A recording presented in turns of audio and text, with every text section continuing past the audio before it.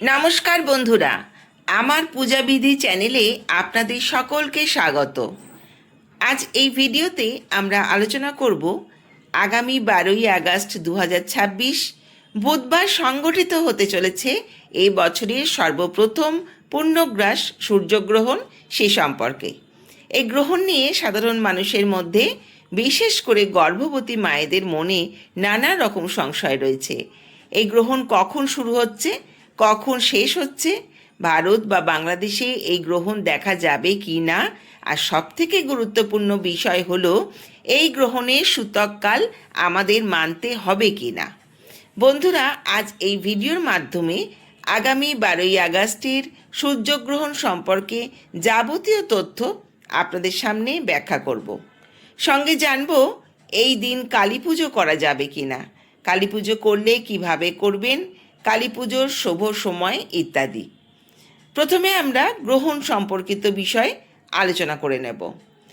প্রথমেই জেনে নেব গ্রহণের সঠিক সময়ের কথা।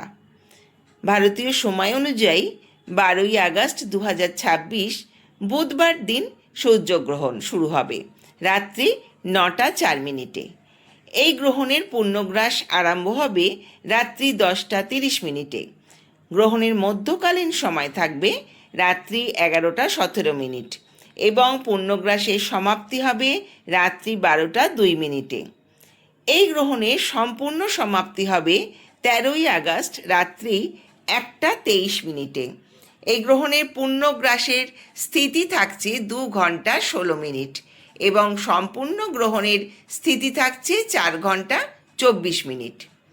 বিজ্ঞানের দিক থেকে এটি একটি পূর্ণগ্রাস সূর্যগ্রহণ, অর্থাৎ সম্পূর্ণ সূর্য গ্রহণের সময়কালে ঢাকা পড়ে যাবে।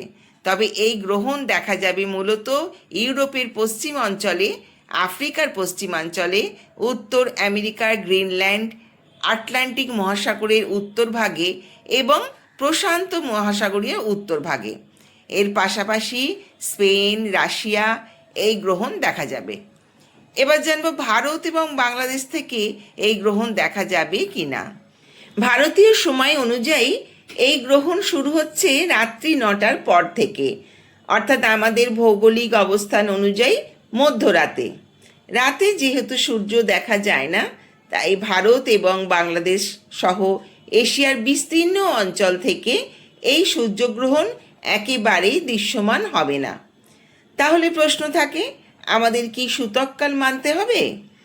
সনাতন ধর্মে জ্যোতিষশাস্ত্রে স্পষ্ট একটি বিধান রয়েছে। এই সম্পর্কে বলা হয়, যে গ্রহণ আপনার চোখে দৃশ্যমান নয় বা আপনার অঞ্চলে দেখা যায় না, সেই গ্রহণের দোষ বা প্রভাব আপনার ওপর খুব একটা পড়ে না। যেহেতু 12ই আগস্টের এই সূর্যগ্রহণ ভারত এবং বাংলাদেশ থেকে দেখা যাবে না, তাই এই গ্রহণের কোনো সূতককাল মান্যতা পাবে না। উপবাস করা, মন্দির বন্ধ করা, পুজো না করা, রান্নাবান্না সম্পর্কিত যা বিধান আছে, কোনো নিয়মই আমাদের দেশে মানুষের জন্য প্রযোজ্য নয়। আমরা আমাদের স্বাভাবিক দৈনন্দিন কাজকর্ম নিশ্চিন্তে করতে পারি। সুতরাং 12ই আগস্টের গ্রহণ নিয়ে অযথা আতঙ্কিত হওয়ার কোনো কারণ নেই। তবে গ্রহণ দেখা না গেলেও একটি সূক্ষ্ম মহাজাগতিক প্রভাব থাকে। বিশেষ করে গর্ভবতী মায়েদের এই দিনটিতে মানসিক শান্তির জন্য কিছু বিষয় মেনে চলা উচিত। প্রথমত, গ্রহণের সময়টিতে ভয় বা নেতিবাচক চিন্তা থেকে দূরে থাকুন, কারণ মায়ের মানসিক অবস্থা সন্তানের ওপরে প্রভাব ফেলে। তাই এই সময় ঈশ্বরের নাম জপ করুন, বই পড়ুন, ভালো গান শুনুন। দ্বিতীয়ত, গ্রহণের সময়কালে মহামৃত্যুঞ্জয় মন্ত্র বা আপনার ইষ্ট দেবতার নাম জপ করলে মনে প্রশান্তি আসে। তাই অবশ্যই এইগুলির মধ্যে দিয়ে গ্রহণের সময়টুকু কাটাতে পারেন। বিজ্ঞানের চোখে সূর্যগ্রহণ হলো একটি অত্যন্ত স্বাভাবিক মহাজাগতিক ঘটনা। তবে আধ্যাত্মিক দিক থেকে গ্রহণের সময়টিকে অত্যন্ত শক্তিশালী বলে গণ্য করা হয়। এই সময় পরিবেশের শক্তিতে একটি পরিবর্তন আসে। বলা হয়, গ্রহণের সময় ঈশ্বর আরাধনা, ধ্যান বা মন্ত্র জপ করলে তার ফল সাধারণ সময়ের থেকে বহু গুণ বেশি পাওয়া যায়। যেহেতু এই গ্রহণটি রাতে হচ্ছে, তাই ঘুমানোর আগে কিছুক্ষণ শান্ত মনে বসে ঈশ্বরের নাম ধ্যান আপনার মানসিক ও শারীরিক স্বাস্থ্যের জন্য অত্যন্ত ফলদায়ক।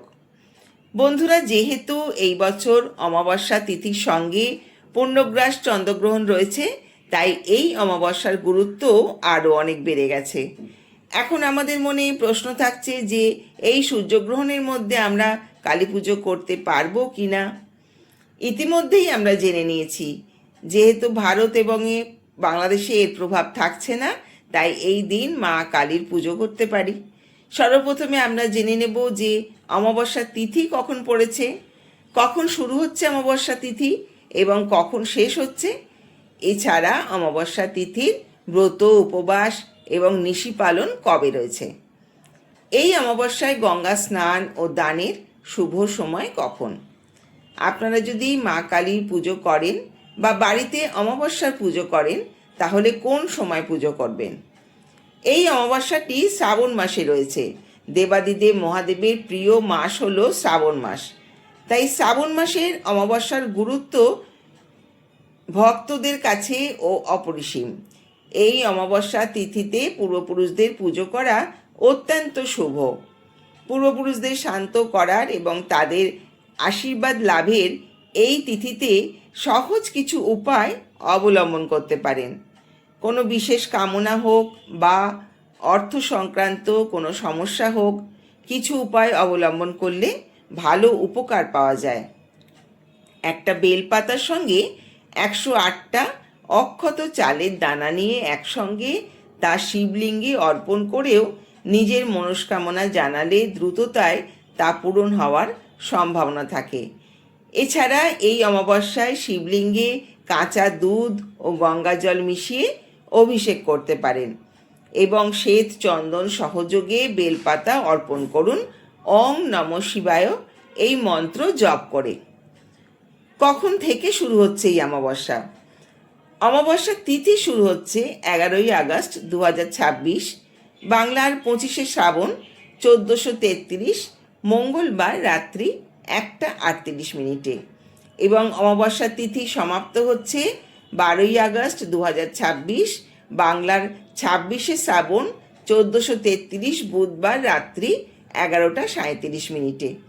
অর্থাৎ উদয়া তিথি অনুযায়ী অমাবস্যার ব্রত উপবাস পালন রয়েছে 12ই আগস্ট বা 26শে শ্রাবণ বুধবার। এই অমাবস্যা তিথির শুভ সময় কখন থাকছে, অর্থাৎ পুজোর জন্য অমৃতযোগ কখন। সকাল 7:02 মধ্যে, সকাল 9:31 থেকে সকাল 11:10 মধ্যে ও দুপুর 3:18 থেকে 4:57 মধ্যে এবং সন্ধে 6:34 থেকে রাত্রি 8:53 মধ্যে।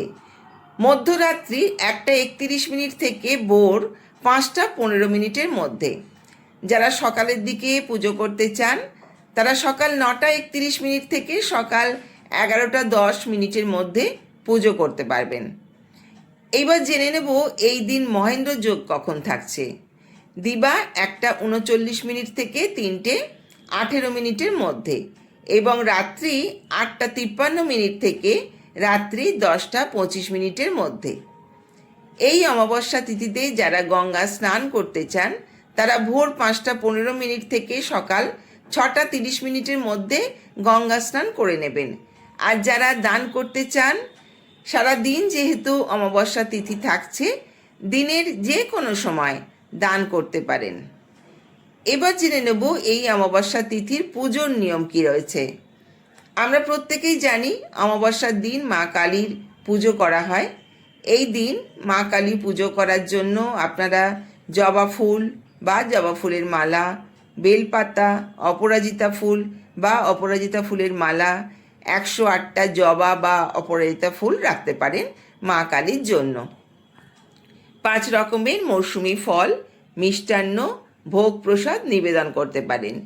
লুচি, খিচুড়ি, সুজি, আলুর দম, যে রকম ভোগ প্রসাদ মাকে নিবেদন করতে চান সেগুলো নিবেদন করুন।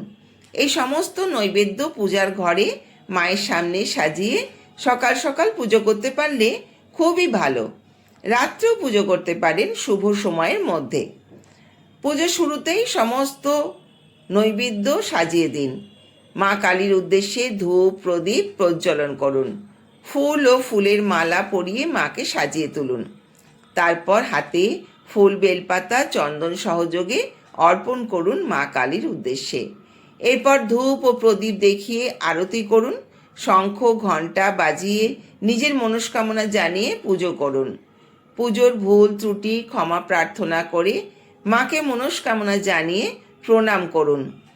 পূজা সমাপ্ত হয়ে গেলে পুজোর প্রসাদ প্রতিবেশী এবং পরিবারের সকলের মধ্যে বিতরণ করে দেবেন। একটি প্রদীপ তুলসী মঞ্চেও জ্বালাবেন। প্রদীপের মধ্যে সর্ষের তেল অথবা ঘি দিন। যারা এই অমাবস্যা তিথি পালন করছেন কোনোভাবেই আমিষ আহার করবেন না। সাত্ত্বিক খাবার গ্রহণ করুন, নিরামিষ আহার গ্রহণ করুন। মায়ের প্রসাদের ভোগ অর্পণ করেছেন যেগুলো, সেগুলো গ্রহণ করুন। কোনো রকম ক্ষৌর কর্ম করা যাবে না, নখ চুল কাটা যাবে না। অমাবস্যা তিথি পূর্বপুরুষদের উদ্দেশ্যে নিবেদিত। এই দিন নদীতে বা গঙ্গায় স্নান করে সূর্যদেবকে অর্ঘ্য নিবেদন করুন। পিতৃপুরুষদের উদ্দেশ্যে তর্পণ এবং দান করলে পিতৃদোষ কেটে যায় এবং পূর্বপুরুষদের আশীর্বাদ লাভ করা যায়।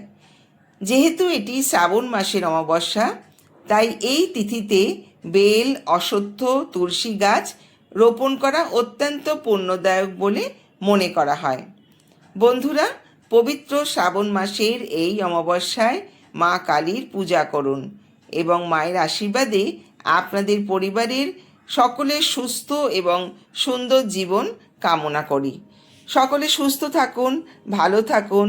আসছি পরবর্তী ভিডিও নিয়ে।